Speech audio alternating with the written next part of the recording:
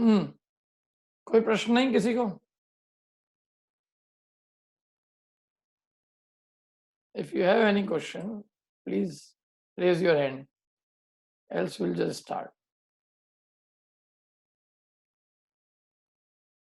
कोई प्रश्न हो किसी के तो पूछ लीजिए, अन्यथा हम कोई प्रश्न नहीं आज? ठीक है, प्रारंभ करते हैं।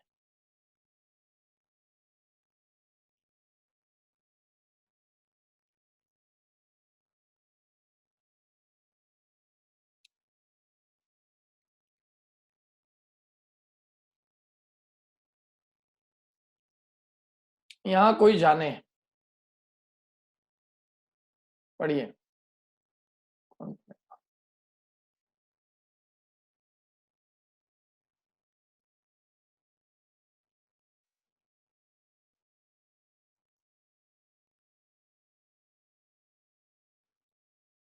प्रीति जैन, पढ़िए आप। यहाँ कोई हाँ। जाने।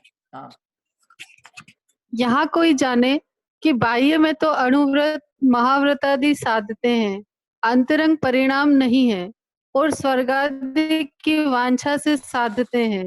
सो इस प्रकार साधने से तो पाप बंद होता है। द्रव्यलिंगी मुनि अंतिम ग्रेवेक तक जाते हैं और पंच परावर्तन में 31 सागर पर्यंत देवयुग की प्राप्ति अनंत बार होना लिखा है। सो देवायु। ऐसे उच्च पद तो तभी देवायु की प्राप्ति अनंत बार होना लिखा है। सो ऐसे पद तो तभी प्राप्त कर जब अंतरंग परिणाम पूर्वक महाव्रत पाले, महामंद कषाई हो, इस लोक परलोक में भोगादि की चाह न हो, धर्म बुद्धि मोक्षाभिलाषी हुआ साधन साधे। इसलिए द्रव्यलिंगी के स्थूल तो अन्यथापना है नहीं, सूक्ष्म अन्यथापना है, सम्यक दृष्टि को भासित होता है। हाँ, क्या कहा देखो, जो अब प्रश्न है ना, इनके नहीं एक मिनट प्रीति जी, बस। अब देखो क्या है, ये जो पैराग्राफ है ना, ये बहुत जोरदार है। ये पैराग्राफ में ये सिद्ध कर रहे हैं कि जो द्रव्यलिंगी का जो तुमने स्वरूप समझ रखा है वो सही नहीं है। कोई ये जाने कि द्रव्यलिंगी कौन होगा, कि साहब बाह्य में तो ये अणुव्रत महाव्रत पाल रहे हैं और अंतरंग में इनके परिणाम नहीं। क्या माने, बाहर में क्रिया तो कर रहे हैं लेकिन अंदर में अणुव्रत महाव्रत पालने के भाव नहीं है। और ये जीव स्वर्ग की वांछा से, माने भोग की अभिलाषा से अणुव्रत महाव्रत का साधन कर रहे हैं। तो पंडित जी कहते हैं कि नहीं भाई, तुम्हारा जो समझ है वो सही नहीं है, क्योंकि बाहर में भी जो अणुव्रत महाव्रत साधे और अंतरंग परिणाम नहीं हो तो उसको तो पाप बंद होगा। क्यों? हम कोई क्रिया बाहर से तो कोई धर्म की क्रिया करें और अंतरंग में हमारे उस जाति के परिणाम न हो, और हमें इस लोक और परलोक के भोगों की चाह हो, ख्याति पूजा लाभ आदि की भावना हो, ख्याति की इच्छा हो, पूजा की इच्छा हो, अपनी इस लोक के भोग हो जाए, परलोक में भोग मिल जाए, इसकी इच्छा हो, और इसकी इच्छा से यदि हम धर्म कार्य करें तो उससे पुण्य बंद होगा कि पाप बंद होगा। जैसे मैं इस भावना से कि मेरा जुलूस निकले इसलिए मैं 3 उपवास करूं, तो जुलूस तो निकलेगा मेरा, लेकिन वो 3 उपवास से मुझे पुण्य बंधेगा कि नहीं बंधेगा, ये प्रश्न है। बाहर में तो मैंने ईमानदारी से 3 उपवास किए। हाँ, ये बात जरूर है कि मैंने 3 उपवास करते करते 3 दिन जैसे तैसे टाइम काटा है। बहुत सारी पिक्चरें देखी है, बगीचों में गया हूँ, ताश पट्टी खेली है, मेहंदी लगाई है, आभूषण पहने, पेड़ा बंटवाया है, बर्तन मांडे, वो सब काम किए, लेकिन उपवास किया 3 दिन। कभी कभी थोड़ा पानी भी पिया, फिर भी थोड़ा बहुत तो किया है। अंतरंग में कुछ भी मेरे धर्म बुद्धि नहीं थी, और इच्छा एक ही थी कि चलो इससे परलोक में मेरे को देवगति आदि की प्राप्ति हो जाएगी, और यहाँ भी मेरे को लोग पहचानेंगे, ख्याति मिलेगी, पुण्य बंधेगा, तो यहाँ भी मेरे को मेरे काम सज जाएंगे, इस लोक के भी भोग की प्राप्ति होगी। सो इस प्रकार साधने से पुण्य बंद होगा कि पाप बंद, ये मेरा प्रश्न है। और ये भी आपको बताना है कि यदि पाप बंद होगा तो क्यों और पुण्य बंद होगा तो क्यों? बताइए, कौन बताएगा?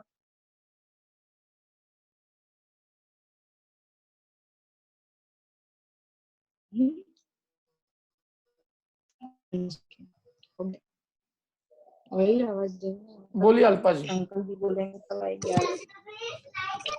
हाँ भैया, पाप बंद होगा क्योंकि अभिप्राय। एक सेकंड अल्पा जी, हाँ वापस से बोलिए अल्पा जी, सॉरी। भैया पाप बंद होगा क्योंकि अभिप्राय में भूल है। हाँ, अभिप्राय में तो ठीक है, परिणाम भी ठीक है क्या इस जीव के? नहीं नहीं, परिणाम भी ठीक नहीं है। परिणाम भी कैसे, धर्म रूप है कि पाप रूप है? पाप रूप ही है। तो इसलिए क्या बंधेगा? पाप ही बंधेगा। हाँ, पाप पुण्य भी पुण्य भी बंधेगा। कैसे बंधेगा? नहीं, और बंधेगा भी तो बिल्कुल हल्की क्वालिटी का ना। हाँ, बहुत ही हल्का स्तर का पुण्य बंधेगा तो बंधेगा। बाकी यदि पूरी पाप बुद्धि है तो पाप ही बंधेगा। तो कोई जीव ये सोचता है कि ये जो द्रव्यलिंगी मुनि है ये ऐसे ही होते होंगे, अनुव्रत तो पालते होंगे लेकिन अंत में परिणामों से नहीं पालते होंगे और इनको स्वर्ग की वांछा रहती होगी। तो पंडित जी कहते हैं नहीं, यदि इस प्रकार वो साधेंगे तो इस प्रकार साधने से तो क्या होगा? पाप बंद होता है भैया। और पाप बांधने वाला जीव, पाप बांधने वाला जीव ग्रेवेक जाएगा। ग्रेवेक जाने के लिए क्या शर्त है? बताइए, कोई बताएगा ग्रेवेक के लिए शर्त क्या है? शर्तें हैं कुछ ग्रेवेक जाने के लिए, हर कोई ग्रेवेक नहीं जा सकती। ग्रेवेक क्या है पहले तो? ग्रेवेक किसको कहते हैं? आज क्या है, अपने बहुत सारे नए लोग हैं तो इसलिए अपने को थोड़ा सा सबको समझाते हुए चलना होगा। ग्रेवेक किसे कहते हैं? और बाकी सब पढ़ाने वाले हैं ही सही। मैं चाहता हूँ कि जो पढ़े हुए हैं वो लोग बाकी लोगों को समझा दें। ग्रेवेक कहाँ है, ग्रेवेक किसे कहते हैं, ये मेरा प्रश्न है। 4 जनों ने हाथ खड़ा किया। अनु, हाँ बोलिए अनीता जी। 16 स्वर्ग के ऊपर 9 ग्रेवेक है और ग्रेवेक जाने के लिए बाहर में द्रव्यलिंग कंपलसरी। ठीक है, बहुत बढ़िया। हाँ, ये 16 स्वर्ग के ऊपर 9 ग्रेवेक है ना? ये स्वर्ग वगैरह की व्यवस्थाएं कुछ पता है किसी को? थोड़ा अनुराधा जी से पूछते हैं और कुछ वो बताएं, ऐड करना हो तो उनको। कुछ ऐड करना है अनुराधा जी आपको? नहीं सर, ये ठीक है। 9 ठीक है ग्रेड। ना? हाँ, देखो क्या है, देवगति में 4 प्रकार के देव है। कौन कौन से? भवनवासी, व्यंतर, ज्योतिषी और वैमानिक। इनमें 3 तो हीन देव माने जाते हैं। क्या लोगों को देवगति भी जाने की इच्छा है? तो देवगति में 75% तो जो प्रकार की अपेक्षा से कह रहा हूँ, बाकी संख्या की तो भी बात आगे करेंगे अपन। तो 3 प्रकार तो हीन जाति के देव है। और आपको मालूम सबसे ज्यादा देवगति के जीव कौन से प्रकार में पाए जाते हैं? सबसे ज्यादा संख्या कौन से प्रकार में है देवगति में? सबसे ज्यादा देव भवनवासियों में है, व्यंतरों में, कि वैमानिक में, कि ज्योतिषियों में, किसमें? और सबसे कम किसमें? सबसे ज्यादा किसमें और सबसे कम किसमें?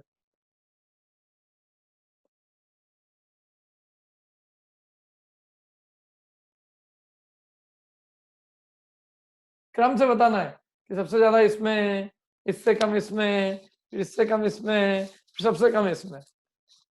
4 प्रकार के देवों की संख्या बतानी है आपको।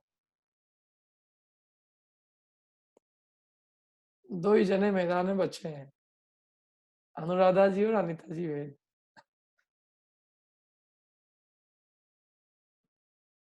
हाँ अनिता जी, आपको पता है? बोलिए।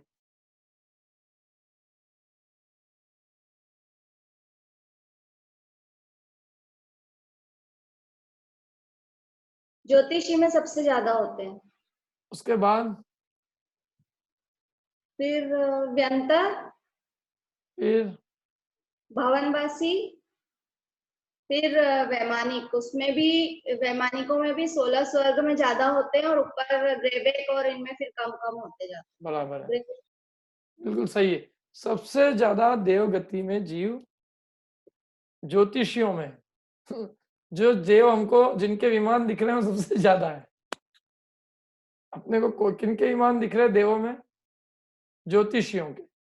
सूर्य, चंद्रमा, ग्रह, नक्षत्र, तारे दिख रहे हैं ना, तो इनके विमान तो सबसे ज्यादा है। और जो सबसे अच्छे हैं वो सबसे कम है, और वो हमको दिखते भी नहीं, हमारे यहाँ आते ही नहीं है वो एक भी। इस काल में एक भी यहाँ नहीं आते हैं। क्या करने आए हैं? कई लोग पूछते साहब क्यों नहीं आते हो? मैंने कहा भैया आदमी नहीं जा रहा है बाहर, तो वो आके क्या करेंगे यार? क्यों? यहाँ है क्या ऐसी चीज जिसके लिए वे आए? वैमानिक पंचम काल में नहीं आते। क्यों नहीं आते? सब अतिशय खत्म हो गए। तीर्थंकर नहीं होते,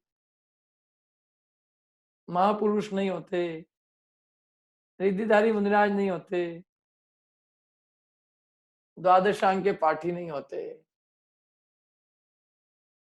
क्या क्या है इस काल में? अवधि ज्ञानी नहीं है, मन परे ज्ञानी नहीं है क्या यहाँ पे? है यहाँ क्या करने आए जी? ये तो हीन पुण्य वालों का स्थान है पंचम काल। इसलिए इस काल में वैमानिक यहाँ नहीं आते। यहाँ नीचे आएंगे यदि देव, तो कौन से देव आते हैं? भवनत्रिक। अच्छा, मैं तो एक बात और पूछता हूँ, कई लोग कहते हैं कि साहब हमारे देवी देवता खूब आते जाते रहते हैं, तो ये देवी देवता एक्चुअल में ये कोरोना से निपटाने के लिए उनको बुलाना चाहिए क्या? अभी इतनी प्रॉब्लम चल रही है और इतने सारे देवी देवता, हिंदुस्तान में सबसे ज्यादा देवी देवता है। 56 करोड़ तो हिंदुओं के हैं, और अपने जेएनयू में बहुत सारे लोग उनके हैं, किसी के कुल देवता देवती। तो ये सब मिलके भी एक कण को नहीं मिटा पा रहे हैं। संसार का देखो आप स्वरूप, कोई कुछ कर सकता हो तो कर लो, अभी जाओ, सबको खुला चैलेंज है। क्या करेगा कोई? तो इसलिए भवनवासी व्यंतर ज्योतिषी भी इस काल में दिखाई ऐसे नहीं देते, परंतु ये हीन जाति के देव माने जाते हैं। तो सबसे अच्छे माने जाते हैं वैमानिक, सबसे उत्कृष्ट जाति के। और वैमानिकों में भी जैसे जैसे ऊपर जाएंगे अच्छे अच्छे माने जाते हैं। पहले स्वर्ग से दूसरे स्वर्ग वाले और अच्छे, दूसरे से तीसरे। इनकी लेशिया ऊपर ऊपर क्या है, विशुद्धतर होती गई, माने इनकी कषाय ऊपर ऊपर मंद होती गई। तो अब कहा तो 16 स्वर्ग, पहले तो 1 से 2, 2 से 3, 3 से 4। पहले तो देखो, आप देखो समझो ये जीव कौन है। ये द्रव्यलिंगी का भी आप थोड़ा आप अपने चित्त में इसका स्वरूप समझो। ये जीव तीव्र कषाई तो है ही नहीं, नरक निगोद जाने के भाव तो इसके है ही नहीं। तीव्र कषाई होता, लोभ ख्याति पूजा के अभिप्राय होते, तो ये नरक की गति बांधता, तिर्यंच गति बांधता। न नरक आयु बांध रहा है, ना तिर्यंच आयु। मनुष्य आयु भी नहीं बांध रहा, देव आयु बांध रहा है। देव में भी भवनत्रिक के लेशिया जैसे भवनत्रिक वाले भवनत्रिक के बांधने के भी भाव नहीं है, उच्च उत्कृष्ट है। वैमानिक, वैमानिक में पीत लेशिया नहीं है। पीत लेशिया होती तो पहले दूसरे तक ही बनते। पद्म भी नहीं है, पद्म होते तो तीसरे से 12वें बनते। शुक्ल भी ऐसी वैसी नहीं है, हल्की शुक्ल भी अच्छी है, मध्यम शुक्लेश्या है भाई, मध्यम शुक्लेश्या। जरा इस जीव को समझो, ये ऐसा ऐसा नहीं है। कई लोग कहते हैं साहब ये द्रव्यलिंगी मुनि है। अरे द्रव्यलिंगी, द्रव्यलिंगी मुनि क्या चीज होती है, उसका स्वरूप समझो। मेरे को तो कोई यदि द्रव्यलिंगी शावक भी कहते तो मैं उसको हार पहना दूंगा, प्लास्टिक वाला फूल वाला नहीं पहनाएंगे। ये द्रव्यलिंगी शावक कहने का मतलब है कि तुम मेरे को 12वें 16वें स्वर्ग भेज रहे हो, मतलब मेरी विशुद्ध लेश्या है। और द्रव्यलिंगी शावक में तो बहुत पात्रता है। क्या मुक्ति जाने में अधिकांश जीव तो ये द्रव्यलिंगी ही, द्रव्यलिंगी जितने देखो, जितने शुक्लेश्या वाले हैं, ये सम्यक दृष्टि ज्यादा है कि मिथ्या दृष्टि? बताओ, शुक्लेश्या में कौन से जीव ज्यादा है? सम्यक दृष्टि जीव ज्यादा है कि मिथ्या दृष्टि? बताओ कौन है ज्यादा?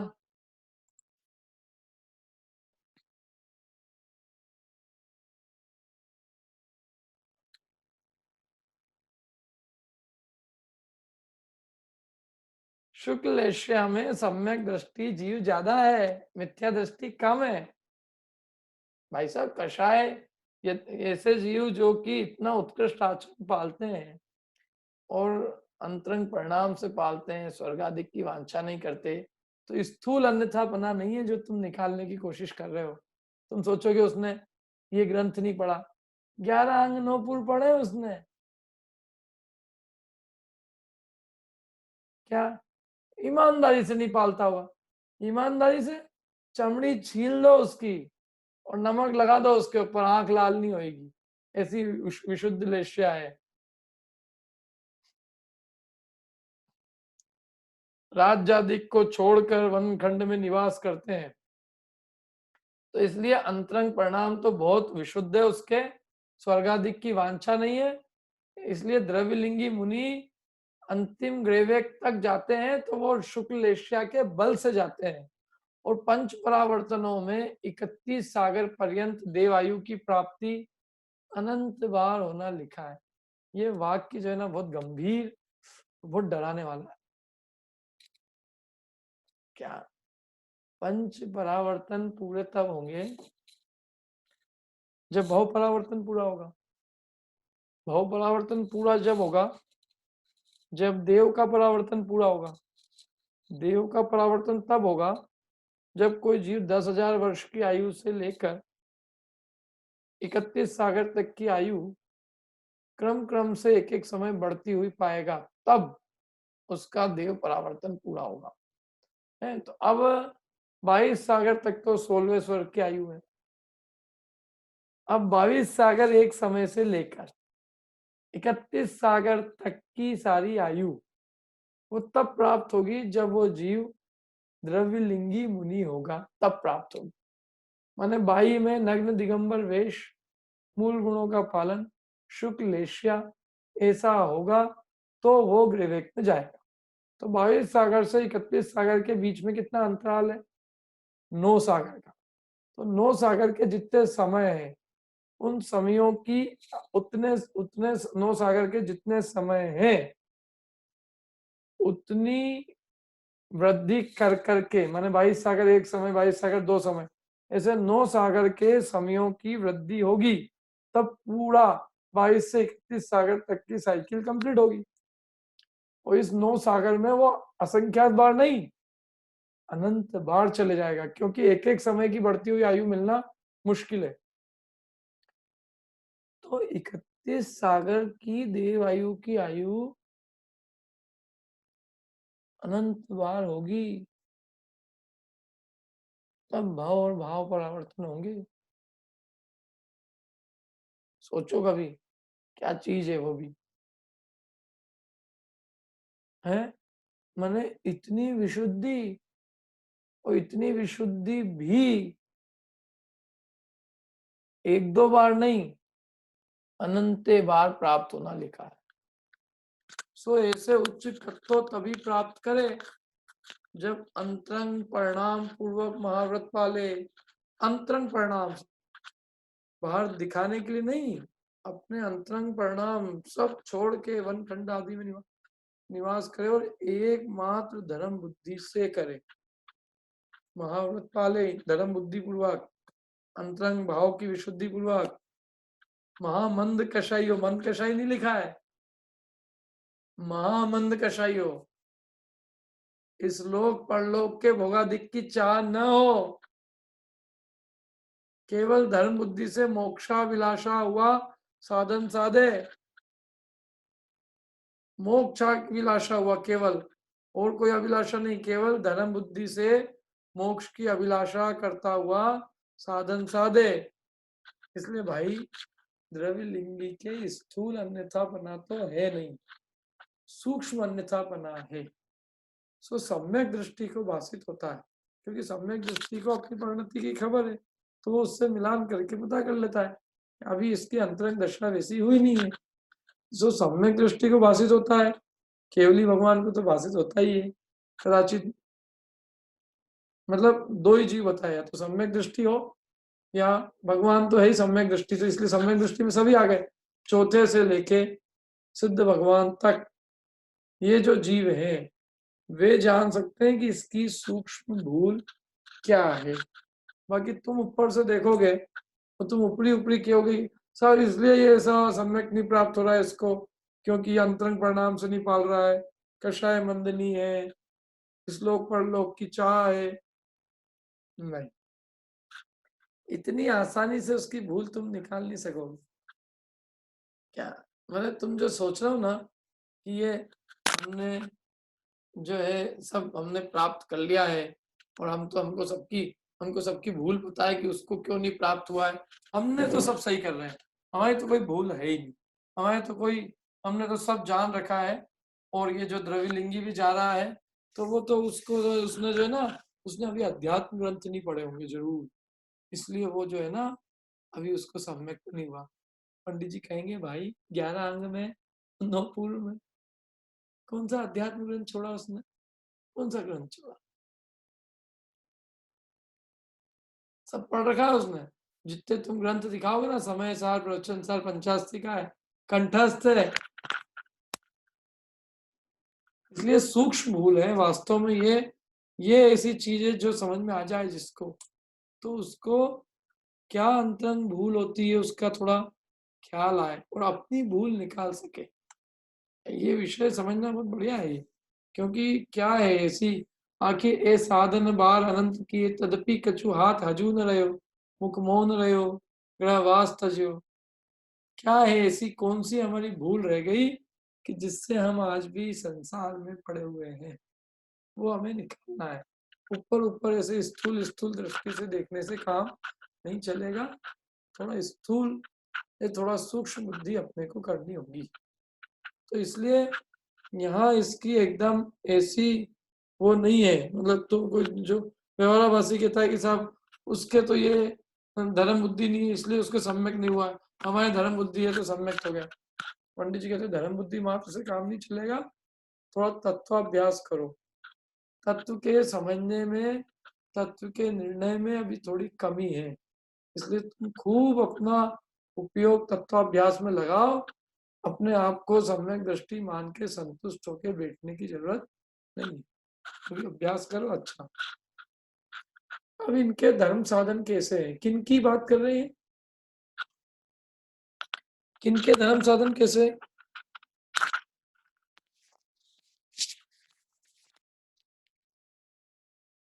किनके?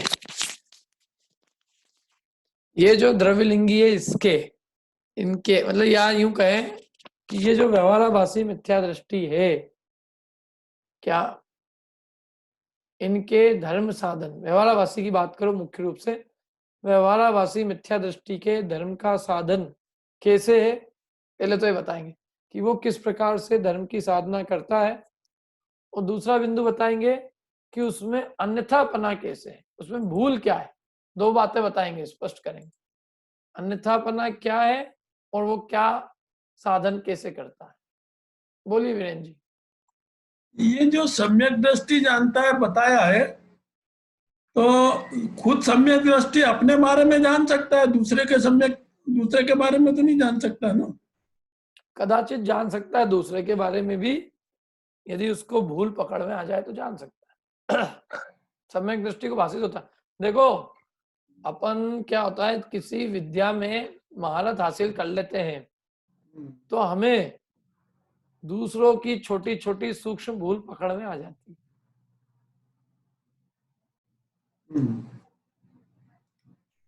तो द्रव्यलिंगी तो यूं सम्यक बात नहीं करता, इसलिए भटकता है इतना। हाँ,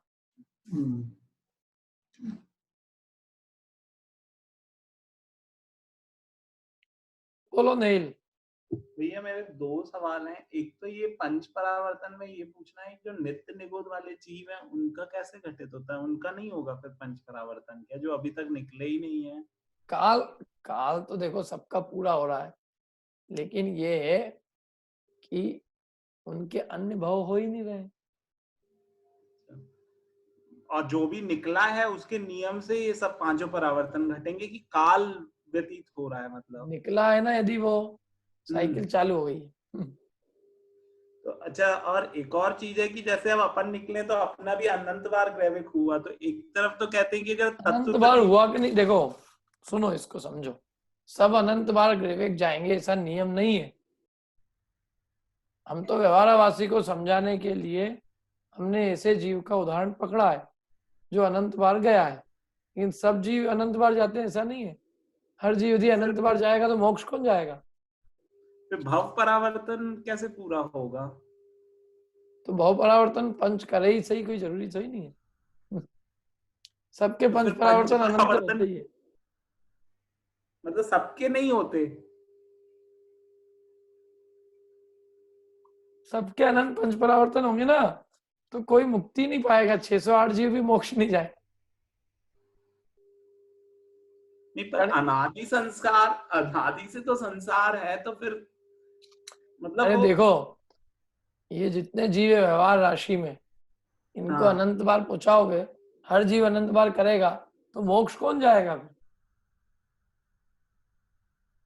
व्यवहार राशि वाले जीव अनंत, मतलब वो घटित ही नहीं होता। वो गणित से आपको मैं समझाऊंगा कि हर व्यक्ति सत्ता है। 29 अंक प्रमाण मनुष्य, अपन अनंत बार ग्रेवेक जाने के लिए अपने को अनंत बार मनुष्य बनना पड़ेगा। तो हर 608 जीव मोक्ष जा रहे हैं अभी, तो 608/29 अंक प्रमाण प्रोबेबिलिटी है मोक्ष जाने की, है कि नहीं है? हर 6 महीने में 608/29 अंक प्रमाण, इतनी प्रोबेबिलिटी है ना मोक्ष जाने की। तो यदि मनुष्य अनंत बार हम बनेंगे तो हमारी प्रोबेबिलिटी 1/अनंत हो गई। बराबर, तो वो घटित नहीं होगा। घटित नहीं होता गणित से। ठीक है। और फिर दूसरी चीज ये है कि एक तरफ तो अपन कहते हैं कि एक बार तत्व प्रतीति पूर्वक बात सुनिए तो निकट भव्य और भावी निर्वाण भाजनम है, और एक तरफ कह रहे हैं कि अनंत बार ये किया है और विपरीत बुद्धि से नहीं किया। तो ये दोनों कैसे?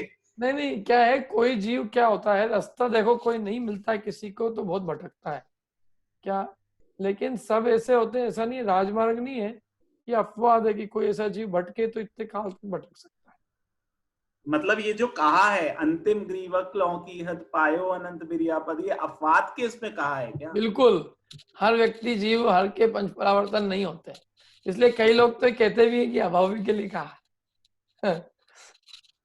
अब वो एकदम एक्सट्रीम पे चले गए। उन्होंने कहा भावी किसी का पंच परावर्तन होता ही नहीं। उनका ही कहना है कि 32 बार मुनि व्रत धारण करके जीव मोक्ष चले जाता है। ये गोमट सार जी जीव कांड में स्पष्ट आया है कि अधिक से अधिक, गोमट सार में आया, जीव कांड में नहीं, कर्म कांड में आया कि अधिक से अधिक यदि कोई जीव मुनि बनता है तो 32 बार बनता है। तो उसके हिसाब से तो फिर अनंत बार ग्रेवेक होने के लिए पर वो भावलिंगी की बात है कि द्रवलिंगी? वही बस बात है कि वो भावलिंग की अपेक्षा है। तो वो तो क्या है, किसी को भावलिंग और द्रवलिंग में अंतर करना ही नहीं है। तो उन्होंने कहा हो गया बस 32 बार। तो 32 बार हो गया तो फिर अपन पूछते हैं कि फिर ये अनंत बार ग्रेवेक कैसे जाएगा? तो बोले वो अभावी की अपेक्षा जाए, भावी की अपेक्षा नहीं जाए। ऐसे करके उसको बिठा लेते हैं, अनंत बार ग्रेवेक भी पहुंचा दिया तो अभावी कर दिया उसको।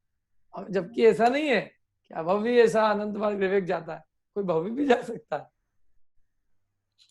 शास्त्र क्या है, पूरा पढ़ने तो की मतलब जरूरत है। भव्य तो जा ही नहीं सकता अगर प्रोबेबिलिटी ये है, क्योंकि और फिर देव से फिर मनुष्य होना, और फिर 2000 सागर में सात्विक तो उतने ही भाव मिलते हैं। और क्या, अरे एक एक चीज निकाल लो आप तो आपको लगेगा कि असंभव बात हो गई है। तो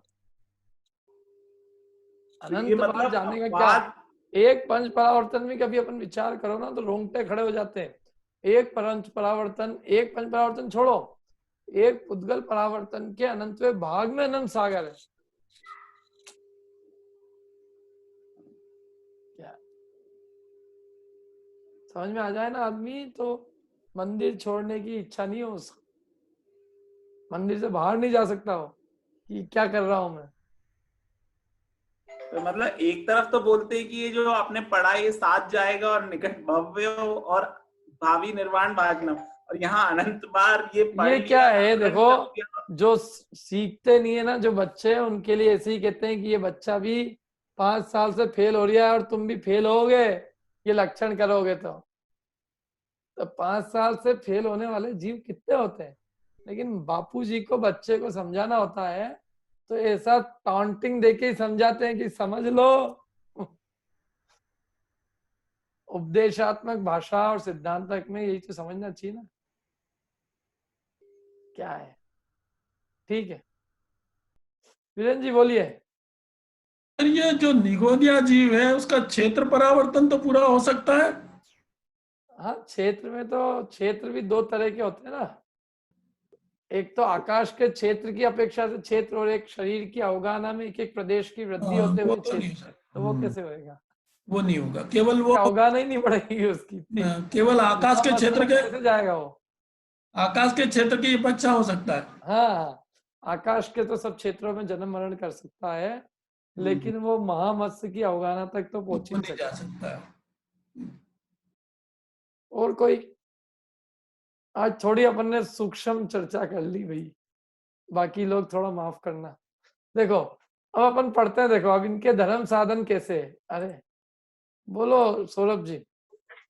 सर ये महामंद कषाई हो और लोक परलोक के भोगादि की चाह ना हो, केवल धर्म बुद्धि से मोक्ष अभिलाषी व साधन साधे। तो सर इसमें महामंद कषाई होके मतलब इस जीव ने क्या करा? मतलब महामंद कषाई होके तो सर इसको कुछ सोचना चाहिए था ना सर।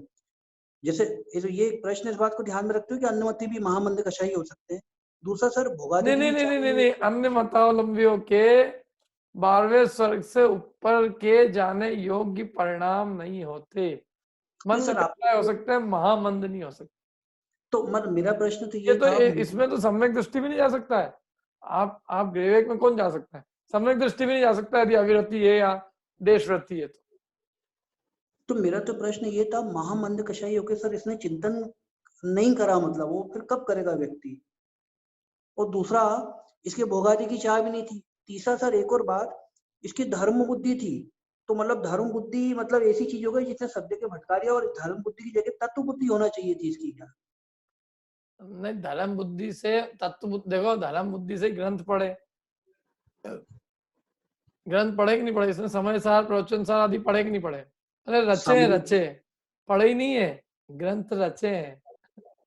सामान्यतः अपन ये सुनते हैं सर प्रवचन में धर्म बुद्धि होना चाहिए, है ना? धर्म बुद्धि से तो बेचारा ये इतना भटक लिया, और अपन यहाँ पे ये पढ़ रहे हैं कि तत्व बुद्धि धर्म बुद्धि तो बहुत बड़ी चीज हो गई। ऐसा है क्या सर? नहीं, क्या है देखो, ये तो इसकी भूल क्या है, इसके लिए पूरा वर्णन चल रहा है कि आखिर भूले क्या है, वो क्या मिस्टेक है, वो क्या उस चीज को पकड़ना चाहते हैं। तो ये सर अपन तो इतना समझे क्या कि इसमें धर्म बुद्धि तो थी, लेकिन तत्व निर्णय की बुद्धि नहीं थी। तत्व निर्णय नहीं किया ना इसने, निर्णय नहीं किया। अभी देखो, यूं कहें अपन कि स्व और पर का भेद विज्ञान प्रकट नहीं हुआ, ग्रंथि भेद नहीं हुआ, ये कार्य नहीं किया उसने। मतलब निर्णय भाव वासना ने पूर्वक काम नहीं हुआ। भाव वासना नहीं होती, किसी को पढ़ लेता है, समझ लेता है, अच्छे समझ लेता है, लेकिन खुद को उसकी अनुभूति नहीं हो पाती।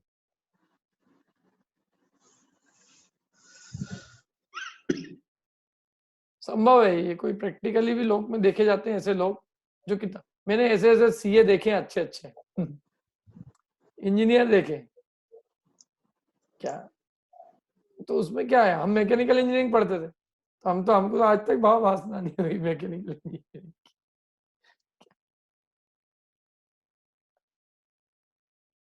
मतलब धर्म बुद्धि को सर एकदम यहाँ पे बहुत हल्का बतला दिया। नहीं, हल्का नहीं बताया, धर्म बुद्धि हल्का नहीं बता रहे हैं। देखो उसकी भूल क्या है, वो तो ऐसा जीव, इसमें से कितने परसेंटेज ऐसे धर्म बुद्धि वाले अटकते हैं बताओ?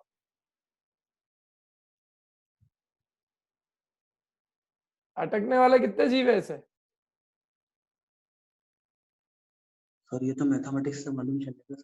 अटकने वाले तो बिल्ले जीव है कोई, जिसको कहें 100 में से 99% तो निकलने वाले हैं। तो धर्म बुद्धि से 99% निकल रहे हो तो धर्म बुद्धि को हीन कहाँ हुआ?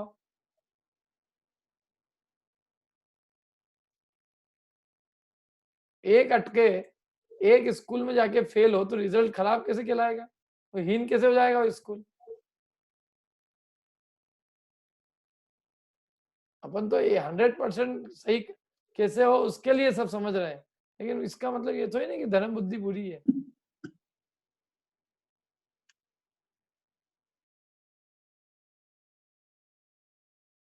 हाँ, बोलिए अंशुल जी।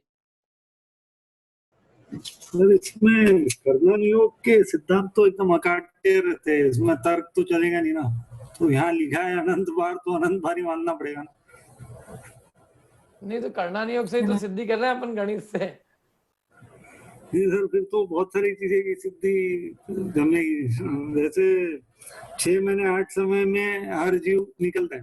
हाँ नित्य निगुत से 6 महीने 8 समय में 608 जीव निकलते हैं। हाँ और हर जीव जो है वो नित्य निगुत से ही निकला है, हाँ जितना भी व्यवहार राशि आज तक। हाँ। तो आज व्यवहार राशि तो इतनी सारी है, कितनी 608 व्यवहार निकल राशि तो अक्षय है, अक्षय अनंत तो ही नहीं है। अक्षय है, फिर भी अच्छा 608 दूसरा से तो भरत ज्यादा ही चक्रवर्ती के पुत्र थे ना, भरत चक्रवर्ती के कितने पुत्र थे? 608 से तो ज्यादा है ना सर ये।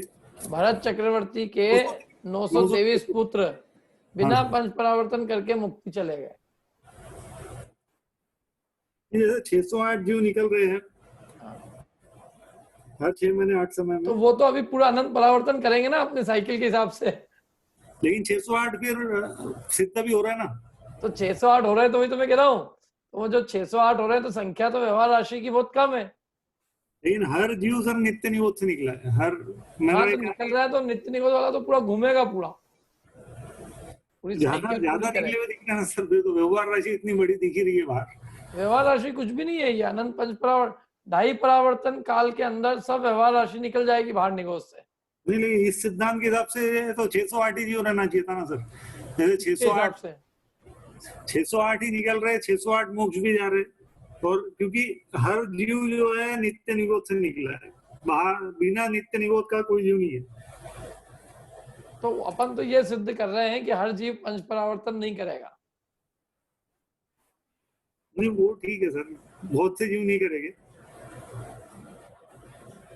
मैंने पंच परावर्तन करने वाले जीव यदि गणित से देखो तो बहुत बिरले जीव मिलेंगे।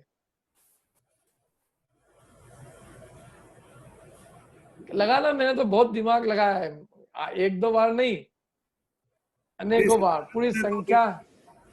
सिद्धांत में तो वैसे भी दिमाग लगा ही नहीं सकते सर, रुक जाते नहीं हैं। सिद्धांत में तो गणित से लगाते ना, ये सिद्धांत मतलब मैथमेटिकल डेरिवेशन है। ये जो देवायु की प्राप्ति अनंत बार होना लिखी है, तो ये सबके लिए लिखी है, ये कहाँ लिखा है यहाँ पे?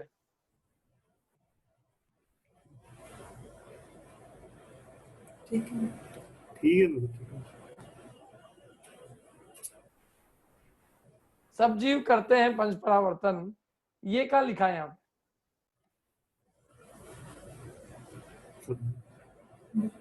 सब जीव तो नहीं करेंगे सर, सही बात है।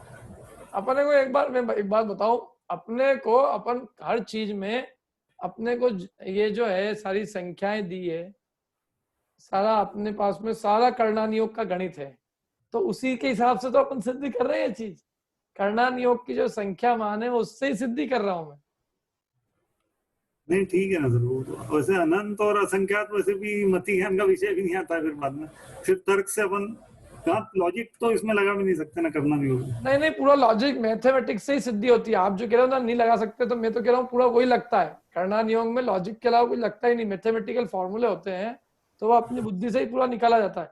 एक बार यदि उसमें आपकी गति बैठ गई तो आपको पूरा भाव समझ में आएगा कि क्या है संख्या है। संख्या निकालना कोई कठिन नहीं है, लेकिन पूरा अपने को एक बार प्रिंसिपली समझ में तो आए ना, मैथमेटिकल चीज है ये तो। भाई आप पूरा निकालो कि मनुष्य इतने हैं, कितनी प्रोबेबिलिटी बनेगी, ये निकालने में थोड़ी नहीं अपने को दिक्कत है। मनुष्यों की संख्या भी दी है।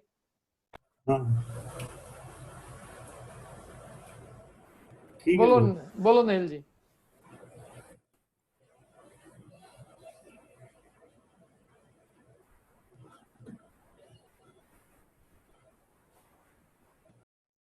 नेहल कुछ बोल रहे क्या? अरे नहीं है वहां पे।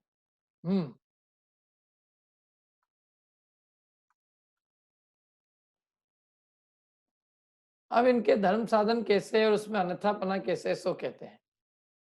देखो, प्रथम तो संसार में नरकादिक के दुख जानकर व स्वर्गादिक में भी जन्म मरण आदि के दुख जानकर संसार से उदास होकर मोक्ष जानते हैं, मोक्ष को चाहते हैं।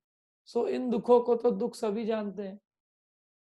इंद्र अहमिंद्रादिक विषय अनुराग से इंद्रिय जनित सुख भोगते हैं, उसे भी दुख जानकर निराकुल सुख अवस्था को पहचान कर मोक्ष अवस्था को चाहते हैं, वे ही सम्यक दृष्टि जानना। अब देखो इसमें क्या है, पंडित जी ने एक तरफ तो ऊपर खुद ने कहा कि इनके जो भूल है वो स्थूल नहीं है, सूक्ष्म भूल है, और अब फिर भी उसमें क्या भूल है अपन अपनी बुद्धि से विचार कर रहे हैं। नहीं तो कह सकते हैं अपन के तो केवल ज्ञानी गम्य है, और जो है सम्यक केवल ज्ञानी गम्य होने से और सूक्ष्म भूल होने से मतलब वो तो अपन कैसे उसकी भूल निकाल पाएंगे। लेकिन फिर भी हम अपनी बुद्धि से, अपनी मति से, अपने अनुमान से उसकी क्या भूलें रहती है वो एक सामान्य उसका ब्यौरा देते हैं कि देखो क्या है कि संसार में जीव मोक्ष क्यों चाहते हैं।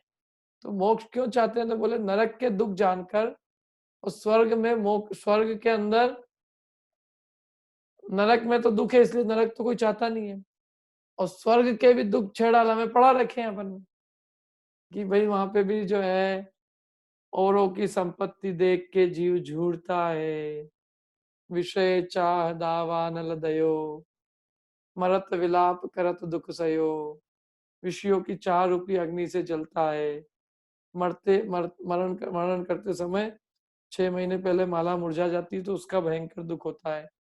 तो जितने भी दुख, मतलब ये जो बाहर के स्थूल दुख है जिसको सब दुख जानते हैं, उन्हीं दुखों को ये भी दुख जान के और संसार से घबरा के और मोक्ष को चाहता है। तो पंडित जी का एक तर्क है कि भाई जिन दुखों को तुम दुख कह रहे हो, कौन कौन से दुख को दुख कहा तुमने, जैसे देवगति के भी दुख की बात करें तो चूंकि देवगति में भी मरण होता है तो वहां से भी हटना पड़ता है। 6 महीने पहले माला मुरझाती है, 6 महीने महादुख होता है, दूसरों की संपत्ति को देखकर दुख होता है, स्त्रियां हैं तो उनकी अनेक सधर्मिणी पत्नियां होती है, इसकी वजह से दुख होता है। माने एक एक देव की अनेक देवांगनाएं होती है, तो एक देव की जब अनेक देवांगनाएं है तो वो सब देवांगनाएं सुखी होगी कि दुखी। अभी यहाँ किसी एक पुरुष की अनेक स्त्री हो तो वो सब स्त्रियां सुखी कहलाएगी कि दुखी, दुखी है। ऐसे ही वहां भी देवांगनाएं दुखी है एक प्रकार से। तो ये सब अपेक्षा से लोग कहते हैं कि देव में दुख है। और भी अनेक दुख है ऐसे तो देवगति में, आज्ञा में रहना पड़ता है बड़े देवों की, उनकी सुनना पड़ती है, उनकी आज्ञा भंग नहीं कर सकते। पराधीनता का दुख बहुत बड़ा दुख है वहां जो सहना पड़ता है। तो इन सब दुखों को तो दुख सब जानते हैं, क्यों किसी से भी पूछो, आप किसी भी सड़क चलते आदमी से भी पूछो कि क्यों भैया किसी के अंडर रहना पड़ता है, अच्छा सुख है क्या इसमें। भले ही कितनी अच्छी नौकरी हो लेकिन नौकर बन के रहने में किसी को अच्छा नहीं लगता। कितना ही अच्छी जगह हो लेकिन मरना पड़े वहां से छूट जाए तो अच्छा नहीं लगता है। पति कितनी सामग्री प्रस्तुत देवे, खूब अच्छे अच्छे महल भी रहने को देवे, लेकिन उस पति की 50 पत्नियां हो तो अच्छा नहीं लगती। पत्नियां कहती कि भाई हमको तो 2% ही पति मिला, क्या पति के ऊपर 100% अधिकार हो तो ज्यादा अच्छा लगता है। अब वहां देवों में तो कम से कम देवांगनाएं कितनी है, 32, कम से कम एक देव की 32 देवांगनाएं, और अधिक से अधिक हो तो कितनी है, अधिक से अधिक कितनी देवांगनाएं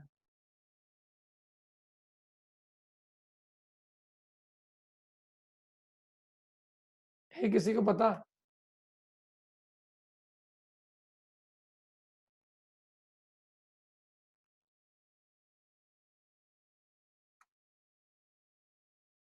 अधिक से अधिक कितनी देवांगनाएं हो सकती सोधर्म इंद्र की।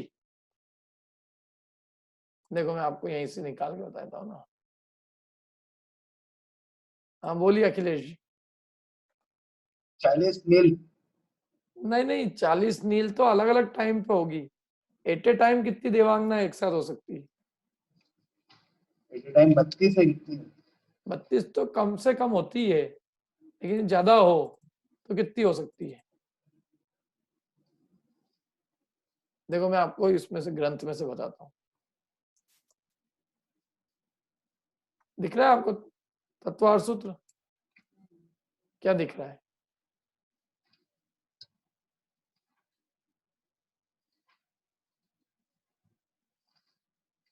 कितनी हो सकती है? देखो, दिख रहा है आपको? 60 लाख। ये देखो, 1,28,000। हाँ, 1,28,000 परिवार देवांगनाएं हो सकती है। कौन को इन देवांगनाओं में से बनना है बताओ? किसको ये लॉकडाउन के बाद देवांगना बनना है? सोदरमिंद्र की बताओ सब जने। 1,28,000 में एक रहेगी। और सुनो, अभी इतना ही नहीं है, 1,28,000 में परिवर्तन भी होएगा। सच्ची इंद्राणी है वो 40 नील बार बदल जाती है, ये बाकी 1,28,000 कितनी बार बदल जाएगी? असंख्य, मतलब कोई ठिकाना संख्यात ही आएगा, असंख्यात तो नहीं आएगा। खरबों खरबों में देवांगनाएं हो जाएगी एक सोदरमिंद्र को। अच्छा आप सोचो, आपके घर में रोज इतने जीव मरे, क्यों? कितना अच्छा लगेगा। एक खरब, एक मरी कोई बात नहीं, दूसरी कर लोगे आप, लेकिन कौन सा वो खुशी की चीज है भाई साहब?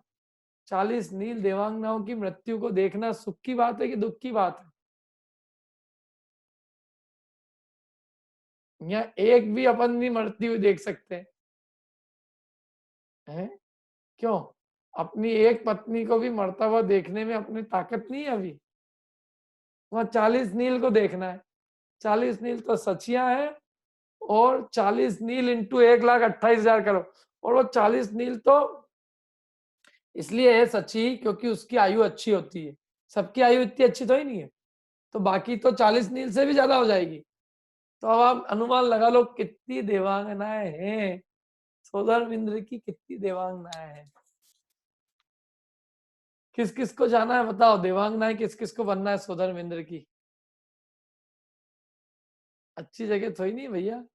तो ऐसा सब जने जान के क्या सोचते हैं कि अपने को वहां नहीं जाना, अपने को देवांगना नहीं बनना, और स्वर्ग में भी मरण होता है, अपने को नहीं जाना, वहां से भी छूटते हैं आखिर एक दिन तो, इसलिए अपने को तो मोक्ष जाना है, क्योंकि वहां से कभी नहीं छूटेंगे। तो वो कह रहे हैं संसार के दुखों को दुख तो सभी जानते हैं, तुमने भी संसार के दुखों से घबरा कर मोक्ष की इच्छा की, तो इसमें कोई विशेष तुम्हारा तत्व ज्ञान नहीं हुआ, इससे हम तुमको विशेष कोई सम्यक दृष्टि नहीं कह सकते।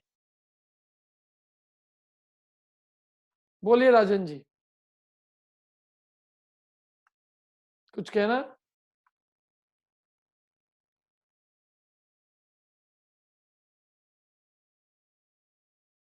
नेहिल जी, राजन जी।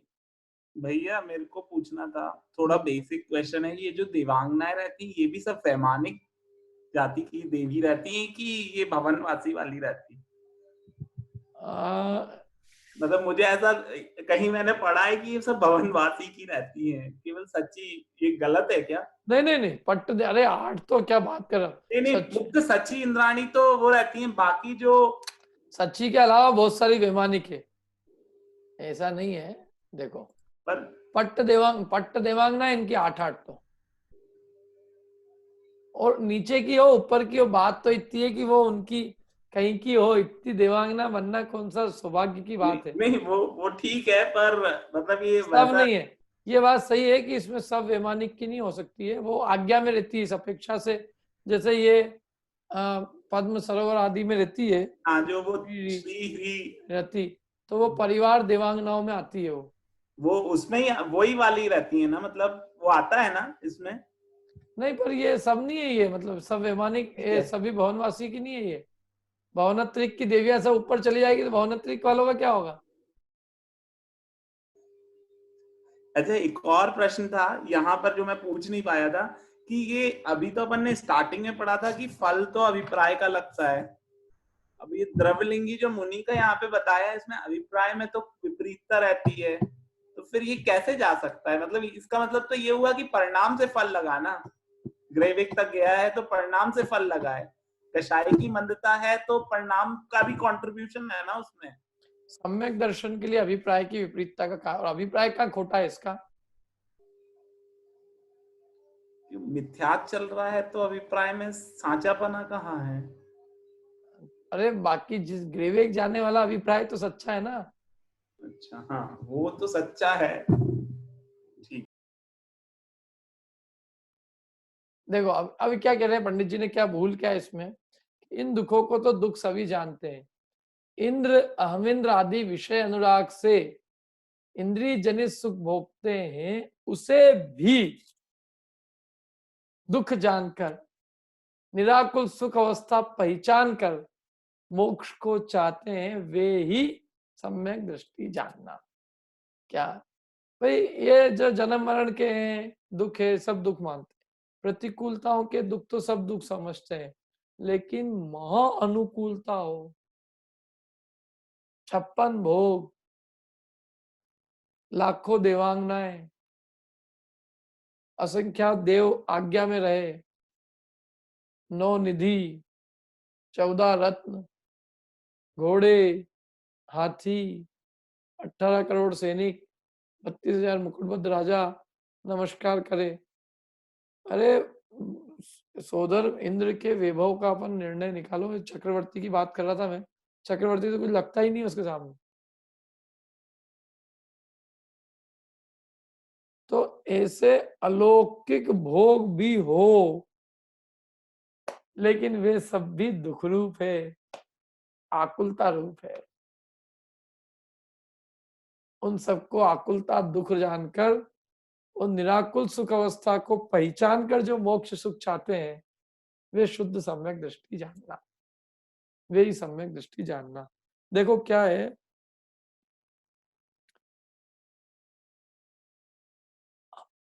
अरबों दवाई हो और अरबों दवाई अपने को लेना पड़े अपनी कोई बीमारी दूर करने की, बहुत अच्छी अच्छी दवाइयां, मेडिकल स्टोर है, सब है, लेकिन वो कहीं भी नहीं लगता इस एक चीज के आगे कि रोग ही नहीं है। रोग रहित अवस्था का सुख और रोग होने पर 1000 मेडिसिन मिलने का सुख, कोई तुलना ही नहीं है। सांसारिक जितने सुख है ये सब रोगों की दवाइयां हैं, पीड़ा के प्रतिकार है। इंद्रिय विषय भोग मात्र हमारी इंद्रियों की तृष्णा को प्रतिकार करने के लिए, उस तृष्णा की मतलब उस तृष्णा को दूर करने के लिए उनमें जंपा पात है। वो वास्तव में हमारी बीमारी की दवाइयों के रूप में हम ले रहे हैं, लेकिन असली सुख तो वो है कि जब हमें कोई इस जाति का रोग ही ना हो। पंच इंद्रिय के विषयों में जिस दिन हमें सुख बुद्धि मिट जाएगी, उस दिन हम निराकुल सुख को भोगेंगे, उस दिन हम निरोग अवस्था का सुख भोगेंगे। वांछा ही नहीं है। अभी जितने सुख है हमारे वांछा वाले हैं। पहले तो इच्छा होती है, फिर इच्छाओं की पूर्ति करते रहते हैं। अरे इच्छा ही नहीं हो तो सहज सुख है। हम इच्छा की पूर्ति को सुख मान रहे हैं और यहाँ ये समझाया जा रहा है कि इच्छा की पूर्ति क्या, इच्छा का अभाव है वो सुख है। तो ये दोनों सुख की जाति बहुत अलग है। जो इसको समझ जाता है समझ लेना कि उसको संसार और मोक्ष में अंतर समझ में आ रहा है, और जो नहीं समझता तो ये समझता है इसमें क्या दिक्कत है भैया, खूब खाने पीने को मिल जाए, भोगने को मिल जाए, क्या माने इंद्रिय सुखों की लालसा करता है मिथ्या दृष्टि। जबकि आचार्यों ने बार बार ठोक ठोक के कहा है इंद्रिय सुख सुख नहीं है, इंद्रिय विषय मात्र थोड़ी पीड़ा का प्रतिकार स्वरूप है, असल में कोई सुख नहीं है। इंद्रियों की लालसा छूटकर जो अतीन्द्रिय सुख रूप अवस्था है वो सच्चा सुख है, और सम्यक दृष्टि उसका अनुभव करता है, उसको जानता है, इसलिए वो इन इंद्रिय विषयों की लालसा ही नहीं करता है। और ये मिथ्या दृष्टि है तो ये तो जो है मोक्ष भी चाहता है, तो इसीलिए चाहता है भैया, काहे के लिए, नरक के डंडे नहीं पड़े, त्रियंच में नहीं जाए, वैसे भी त्रस पर्याय 2000 सागर की है, फिर एक इंद्रिय में जाना ही पड़ेगा, तो इसलिए 2000 सागर में मोक्ष चले जाओ। फिर तो भैया एक इंद्रिय में कौन जाएगा। तो इसलिए अपने को चाहिए मोक्ष, ये नहीं कि हमें तो कोई भी संसार की अवस्था चाहिए नहीं, संसार मात्र दुख रूप। इंद्र हम इंद्र क्या अवस्था है, इंद्र हम इंद्र भी इंद्रिय विषय रूप, इंद्रियों का ही तो है सारा काम। अभी इंद्रिय जी तो ज्ञान और इंद्रिय जी तो सुख है, कौन सा अतीन्द्रिय ज्ञान और सुख है। मुक्ति तो अतीन्द्रिय ज्ञान और सुख रूप होती है, तो सम्यक दृष्टि तो उसकी लालसा करते हैं, और मिथ्या दृष्टि यही सब चीजें चाहते रहते हैं, धर्म करके भी यही चाहते हैं। असली सुख की पहचान नहीं हुई है उनको भी। तथा देखो अगला पैराग्राफ पढ़ते हैं, कौन पढ़ेगा ये अगला पैराग्राफ?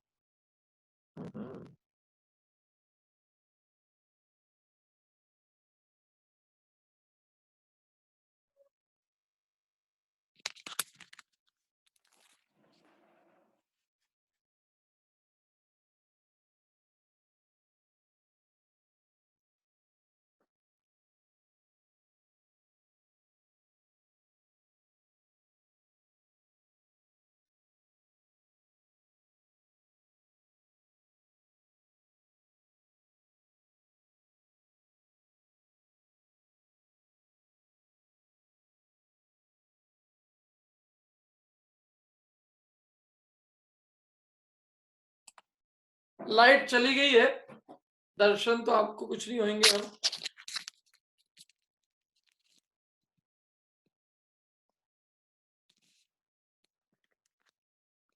हेलो, हाँ अब आपको केवल आवाज आएगी, बाकी चेहरा काला काला दिखे, कुछ दिखेगा ही नहीं। लाइट चली गई, हमारे यहाँ की कुछ नहीं कर सकते। पंचम काल है, अब जो हो कम है। देखो कौन पढ़ेगा? आप लोग में से कोई पढ़ लीजिए 1 मिनट।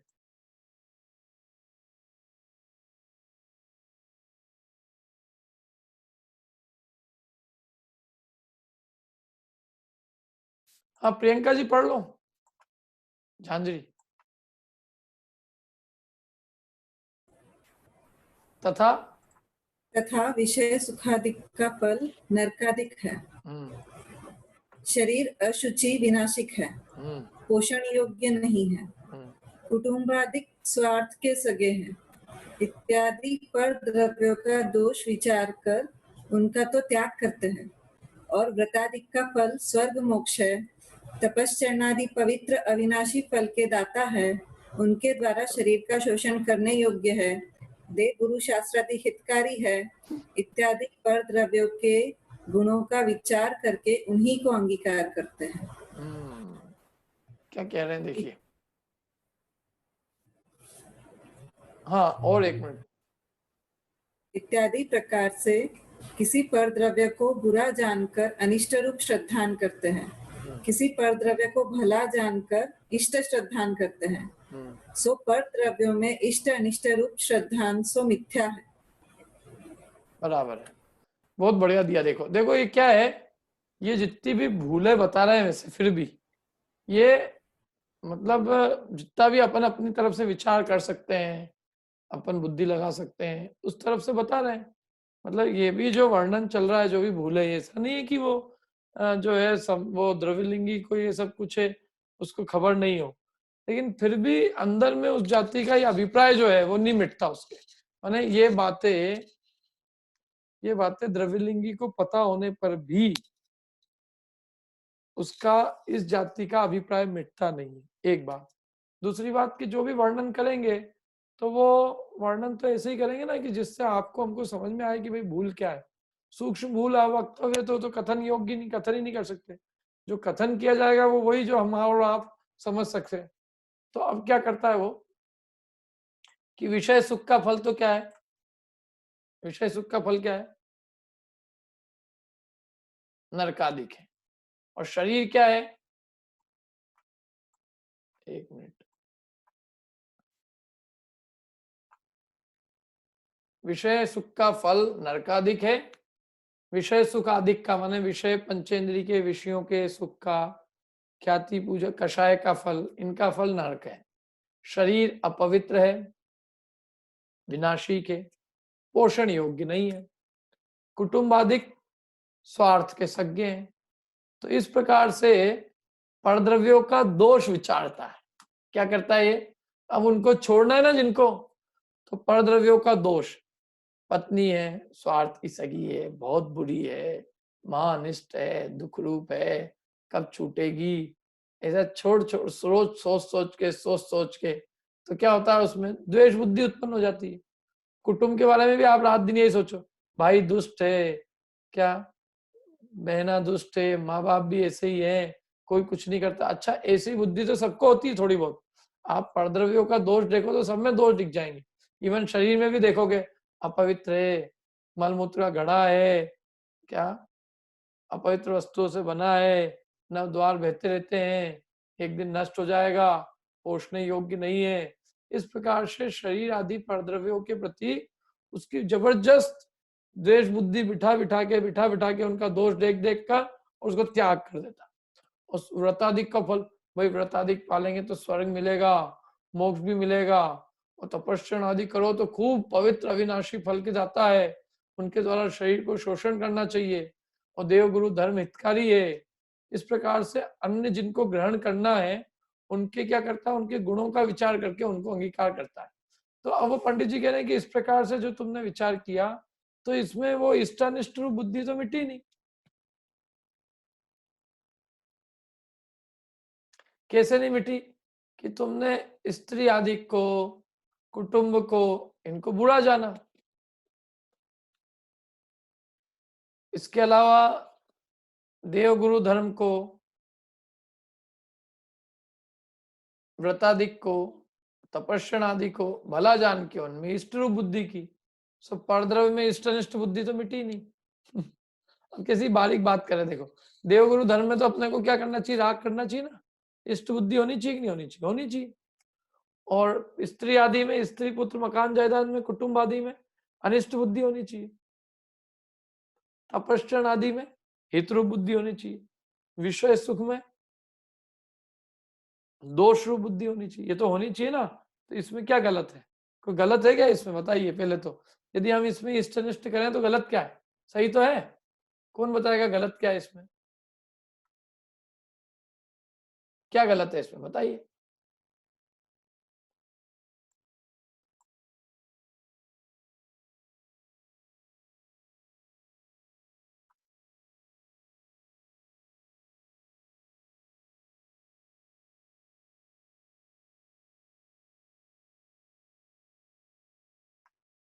बोलिए सुभाष जी।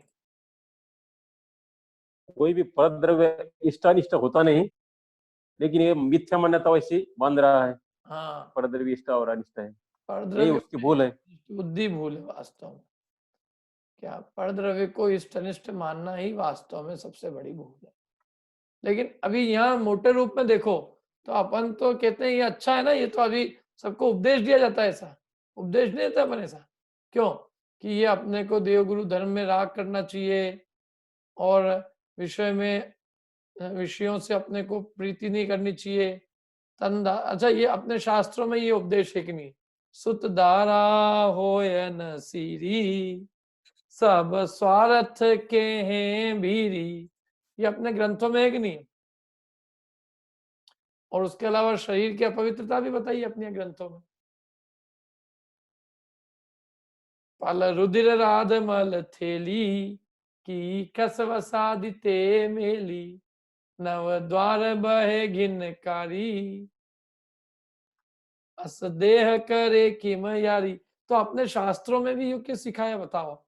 जब ये इष्टनिष्ठ बुद्धि करना गलत है तो अपन ने तो शास्त्र पढ़ के इष्टनिष्ठ बुद्धि की, तो शास्त्र में गलत सिखा दिया हमारे को। गलत सिखाया कि नहीं सिखाया? शास्त्र गलत पढ़ाते हैं, फिर अपन शास्त्र पढ़ लेते हैं तो अपने को जो है मिथ्या दृष्टि कहते हैं। तो शास्त्र गलत पढ़ाएं क्यों? पहले पहले सही पढ़ाना चाहिए ना शुरू से, ताकि अपन मिथ्यात्व की बुद्धि नहीं करें। अब ये छड़ाला पढ़ना ही नहीं चाहिए अपने को। क्यों छड़ाला पढ़ना चाहिए कि नहीं पढ़ना चाहिए? हाँ बोलिए अंशुल जी। बोलिए। सर फिर हम यही तो पढ़ते हैं ना शास्त्र जी, मतलब बेसिक बच्चों को यही पढ़ाते हैं, आश्रव बंध हेय है, दुखकारी है, दुख रूप है, उनसे छूटना चाहिए। हाँ। और हित रूप है, उनसे उनका हमें शरण ग्रहण करना चाहिए। बिल्कुल मोक्ष पूर्ण उपाधि है, उसे हित रूप जानना। वही फिर तो वो अपन ने है, और गलत, वही तो मानता है फिर फिर गलत क्या हो गया ऐसे? यही तो मेरे, बहुत बढ़िया आपने प्रश्न, यही तो है मेरा कि यही तो अपन पढ़ा रहे हैं, और फिर यदि ये मान लिया तो इसमें गलत क्या है? यही मेरा क्वेश्चन है, गलत क्या है इसमें बताओ।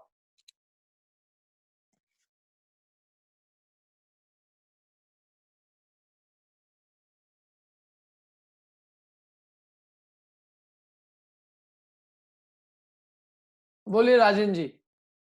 अरे राजेंद्र जी का क्या चक्कर है, माइक नहीं हो रहा है, राजेंद्र जी कह दी। बोलिए, कुछ बोल रहे थे क्या? पहले का हाथ खड़ा है वो। मैंने हाथ सर बहुत पहले उस समय किया हुआ वो इंद्रानी संख्या का।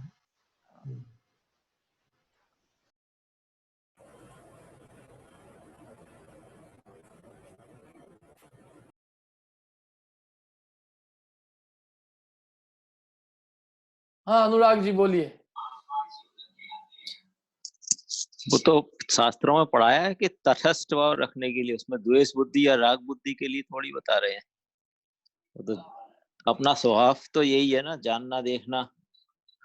स्वभाव अपना क्या, जानना देखना। तो वो जानना देखना है, ईस्ट अनिष्ट थोड़ी करना है। तो तटस्थ, वो तो इतना राग कर रहा है शरीर में, उसको छुड़ाने के लिए बोला है, ऐसा है। लेकिन ऐसा थोड़ी कि उससे घिन करने लगे और शरीर को कष्ट देने लगो, ये उसका पर्पस नहीं है। तटस्थ कराने के लिए, राग छुड़ाने के लिए बोला है वो तो। हाँ देखो, सबसे बड़ी चीज क्या है कि ये जो उपदेश होते हैं ना, ये उपदेश अनेक प्रकार के जीवों के लिए। जब जिस जीव का राग अति तीव्र है तो उसको बहुत हेवी डोज देना पड़ेगा, जिससे थोड़ा उसको वैराग्य उत्पन्न हो। तो जब तक हम उसके दोष नहीं बताएंगे तब तक उसका राग दूर नहीं होगा। इसलिए उसके राग को दूर करने के लिए उसके कुटुंब आदि के दोष बताए जाते हैं। जब आपको यदि बिल्कुल ठंडी का बीमारी हो जाएगी तो आपको क्या करेंगे, हेवी डोज देंगे कि नहीं गर्म दवाई का? बताओ।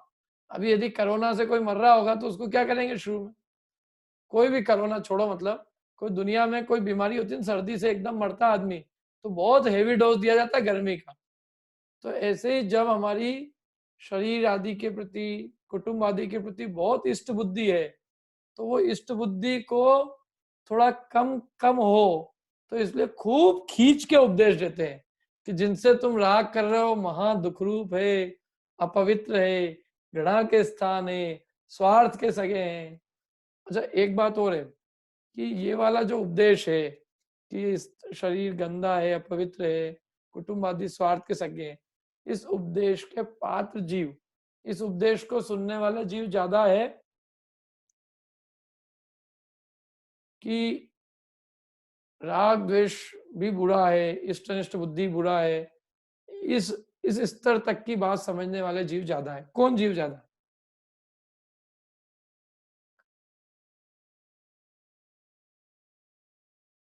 हाँ बोलो तरुण। ये अधिकतर लोगों को तो ये पता ही नहीं है ना कि ये मतलब बुरा है, इसको सब लोग अच्छे ही जानते हैं। तो मेजोरिटी वही है हाँ जिनके लिए ये उपदेश दिया जाए। अधिकांश लोग तो पहले, और दूसरी बात, उपदेश में भी सीक्वेंस होता है कि नहीं होता है कि प्रारंभिक भूमिका वाले के लिए, फिर माध्यमिक भूमिका के लिए, फिर अंत में जो समझ चुका है ऐसा अभ्यासी जीव के लिए, कि सारी दवाई एक ही दवाई तीनों को दे दोगे? सबको अलग अलग देना पड़ता। सबको एक ही चीज पढ़ाओगे कि सबको उनके स्तर के हिसाब से पढ़ाएंगे? स्तर के हिसाब से पढ़ाना पड़ेगा। स्तर के हिसाब से पढ़ाएंगे ना।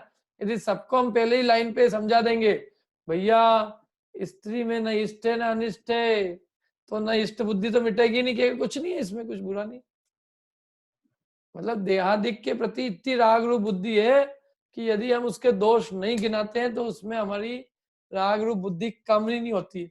इतना खींच खींच के उपदेश देते हैं तो भी कछु फर्क नहीं पड़ा थे लोगों को। वही जाता है फिर भी, अभी भी कितने ही इसको कह दो भाई तन सुतधारा हो ना सीरी, पंडित जी तुम्हारे सीरी नहीं होंगे, मेरे तो सब सीधी है। क्या? मेरे तो सब प्रिय है, तुम्हारा शरीर सुगला होगा, मेरा तो बहुत पवित्र है। तो इसलिए जीव को ये खींच खींच के उपदेश देना जरूरी है। न खींच को दें तो उसका काम नहीं चलता। लेकिन इतना ही है कि जब वो तत्व ज्ञान का अभ्यास कर लिया तो फिर उसको समझना चाहिए कि भैया वास्तव में तो कोई परद्रव्य इष्टनिष्ठ होता नहीं है, उनके प्रति जो राग रूप बुद्धि है वो ही वास्तव में अनिष्ट है, और उनके प्रति द्वेष रूप बुद्धि वो अनिष्ट है। माने परद्रव्यों में इष्ट अनिष्ट बुद्धि न करे, अपितु अपने जो राग द्वेष भाव है, अपना जो मिथ्या श्रद्धा है, उसमें जो है उसको दूर करने का उद्यम करे। परद्रव्यों में इष्टनिष्ठ बुद्धि नहीं करे। इष्टनिष्ठ बुद्धि ये विचार करे कि मेरी परिणति में वीतराग भाव इष्ट है और मेरी परिणति में रागादि भाव मेरे लिए अनिष्ट है। समझ में आई कि नहीं आई बात? क्या जब तक जीव अपनी परिणति को नहीं देखेगा और दूसरों में ही सब राग द्वेष रूप भाव करेगा, तब तक पंडित जी कहते हैं कि अभी कुछ नहीं हुआ है तेरा। ये राग द्वेष दूसरों में करने को तो इसलिए कहते हैं, जब तू स्त्री आदि में खूब राग करता है तो उसके दोष गिनाने के लिए थोड़ा राग कम करे, इसलिए कह रहे थे।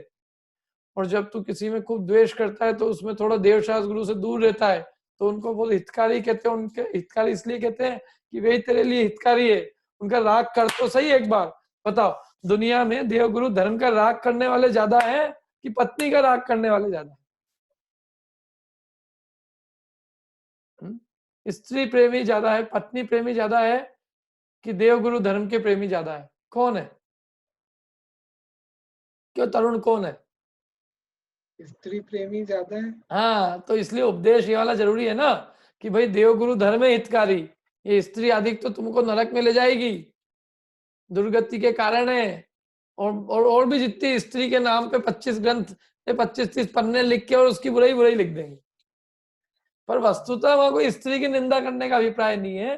उन्हें भाव यही है कि स्त्री के प्रति जो राग भाव है वो बुरा है। तो बताना तो राग को बुरा है, लेकिन आदमी राग को बुरा नहीं समझ पाता, मतलब राग समझ में ही नहीं आता पहली भूमिका के जीव को। तो उसको यही बताना पड़ता है कि ये परद्रव्य बुरा है, ताकि कम से कम उससे राग करना कम करेगा तो वो यहाँ आ पाएगा ग्रंथ सुनने, और उसको हम देवगुरु धर्म की शरण में आने पर उसको हम कुछ बता सकेंगे कि कोई परद्रव्य इष्टनिष्ठ नहीं होता। ठीक है, तो इस प्रकार अब क्या हुआ, वो वहां तक तो आ गया, लेकिन अब उसने क्या किया, परद्रव्यों के दोष देखने चालू कर दिए। तो कह रहे पंडित जी कह रहे नहीं अभी और आगे बढ़ो, यहाँ तक आए तो अच्छा है, व्यवहाराभासी मिथ्या दृष्टि बने, धर्म बुद्धि हुई, परद्रव्यों को तुमने स्त्री आदि का त्याग किया, कुटुंब को भी छोड़ दिया, शरीर से भी राग दूर किया, अच्छा किया। लेकिन अब आगे और चल के ये विचार करो कि वास्तव में संसार में सारे परद्रव्य मध्यस्थ बुद्धि करने योग्य, इनमें मध्यस्थ भाव रखो, इनमें किसी में द्वेष बुद्धि मत करो, किसी में राग बुद्धि मत करो, ये मात्र अपने ज्ञान के ज्ञेय हैं। इनमें इष्टनिष्ठ बुद्धि करके राग द्वेष करना वो भी जीव को उपादेय नहीं है। ये आगे की बात है, और ये इतनी आगे की बात तक ये व्यवहाराभासी पहुंच नहीं पाता, ये वहीं अटक जाता है। कहाँ तक? थोड़ा वैराग्य हो गया, उतने में संतुष्ट हो जाता, और उसके उस वैराग्य का आधार भी परद्रव्यों के दोष देखना और परद्रव्यों के गुण देखना, माने उसमें इष्टनिष्ठ बुद्धि के आधार से ही उसका वैराग्य टिका हुआ है। तो वो सच्चा वैराग्य नहीं है। सच्चा वैराग्य तो भगवान का है, किसी को अनिष्ट नहीं मानते, किसी को इष्ट नहीं मानते, सारे विश्व के मात्र ज्ञाता है, लेकिन किसी में इष्टनिष्ठ करके राग द्वेष नहीं करते। अब आगे देखो, तथा इसी श्रद्धांत से थोड़ा और पढ़े, कल पढ़ेंगे अपन, ठीक है ना, इतने रखते हैं आज अपन। किसी के कोई प्रश्न हो तो पूछ लीजिए।